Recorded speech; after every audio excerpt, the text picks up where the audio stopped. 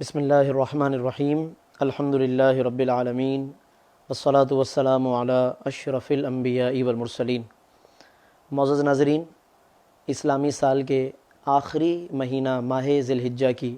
یہ بابرکت راتیں اور بابرکت ساعتیں چل رہی ہیں۔ ماہ ذی الحجہ کی جو راتیں ہم گزار رہے ہیں، یہ وہ راتیں اور وہ لمحات ہیں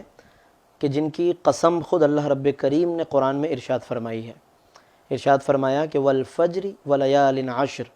صبح کی قسم اور 10 راتوں کی قسم۔ حضرت عبداللہ ابن عباس رضی اللہ عنہما کی تفسیر کے مطابق اس سے جو 10 راتیں ہیں، اس سے ذی الحجہ کی 10 راتیں مراد ہیں۔ تو ناظرین، اس سے ہم اندازہ کر سکتے ہیں کہ یہ کس قدر بابرکت لمحات ہیں جو ہم گزار رہے ہیں، اور اسی سے ہم سمجھ سکتے ہیں کہ ہمیں ان لمحات کو ضائع نہیں کرنا چاہیے۔ اللہ رب کریم نے ان راتوں کو مزید بابرکت بنانے کے لیے اور لوگوں کو اپنے قرب کی طرف متوجہ کرنے کے لیے، جہاں ایک طرف حج بیت اللہ کی عبادت مقرر فرمائی کہ ایک بہت بڑی تعداد امت مسلمہ کی حج بیت اللہ کا فریضہ انجام دینے میں مصروف عمل ہوتی ہے، وہیں دوسری طرف رب کریم نے پوری دنیا کے لیے، پوری دنیا کے مسلمانوں کے لیے قربانی کا ایک اہم ترین عمل مقرر فرمایا۔ تو یہ بات بخوبی ہم جانتے ہیں کہ ماہ ذی الحجہ کے 10ویں تاریخ کو، 11 اور 12 کو امت مسلمہ قربانی کا عمل انجام دیتی ہے۔ قرآن و سنت میں اس کی بہت اہمیت بیان کی گئی ہے۔ قرآن مجید میں فرمایا کہ فَصَلِّ لِرَبِّكَ وَانْحَرْ، کہ آپ اپنے رب کے لیے نماز ادا کیجئے اور قربانی کیجئے۔ اور احادیث مبارکہ بھی اس بارے میں بہت وارد ہوئی ہیں۔ ارشاد فرمایا، ابن ماجہ کی حدیث، فرمایا کہ مَن وَجَدَ سَاعَةً، کہ جو آدمی گنجائش پائے، استطاعت رکھتا ہو، ولم یضحی، اور پھر بھی وہ قربانی اگر نہ کرے، فرمایا کہ فلا یقربن مصلانا، تو وہ ہماری عیدگاہ کے قریب نہ آئے۔ ناظرین، اس سے ہم اندازہ کر سکتے ہیں کہ قربانی کرنا صاحب استطاعت کے لیے کس قدر اہم عمل ہے، حتیٰ کہ یہاں تک فرما دیا کہ ما عمل ابن آدم من عمل احب الی اللہ یوم النحر احب الی اللہ من احراق الدم، یعنی قربانی والے دن بنی آدم کا کوئی عمل، یعنی نفلی اعمال میں سے، فرائض کے علاوہ دیگر اعمال میں سے کوئی عمل اللہ کے نزدیک قربانی سے زیادہ محبوب نہیں ہے۔ اس کا مطلب یہ ہے کہ اگر کوئی شخص یہ چاہے کہ اس دن میں صدقہ و خیرات کر لوں اور میں قربانی نہ کروں، فرمایا کہ نہیں، احب الی اللہ، اللہ کے نزدیک سب سے محبوب عمل یہ قربانی ہے۔ آج لوگ طرح طرح کے اعتراضات کرتے ہیں قربانی پر،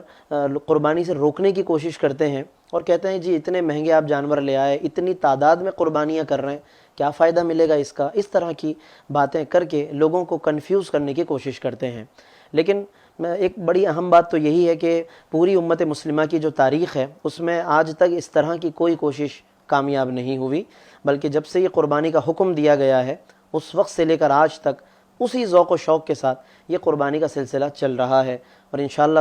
تا قیام قیامت یہ سلسلہ قائم و دائم رہے گا۔ جہاں تک اعتراضات کی بات ہے، تو آپ یہ غور کریں، ہمارے ناظرین غور کریں کہ اس طرح کے اعتراضات آخر اسی موقع پر لوگوں کو کیوں یاد آتے ہیں کہ جی اتنا مہنگا جانور آ گیا، اتنے پیسے آپ نے خرچ کر دیے، حج پہ اتنے پیسے لگا دیے آپ نے، اس طرح کی باتیں اسی موقع پر کیوں؟ کیا یہ لوگ جب گاڑیاں خریدتے ہیں، بڑی مہنگی مہنگی گاڑیوں میں گھومتے ہیں، مہنگے مہنگے موبائل سیٹس رکھتے ہیں، ایک سے زیادہ رکھتے ہیں، گھر کے اندر انتہائی اعلیٰ قسم کی لگژریز استعمال کرتے ہیں، ان کا گھر کا جو اپنا جو گھر کی اشیاء ہیں، جس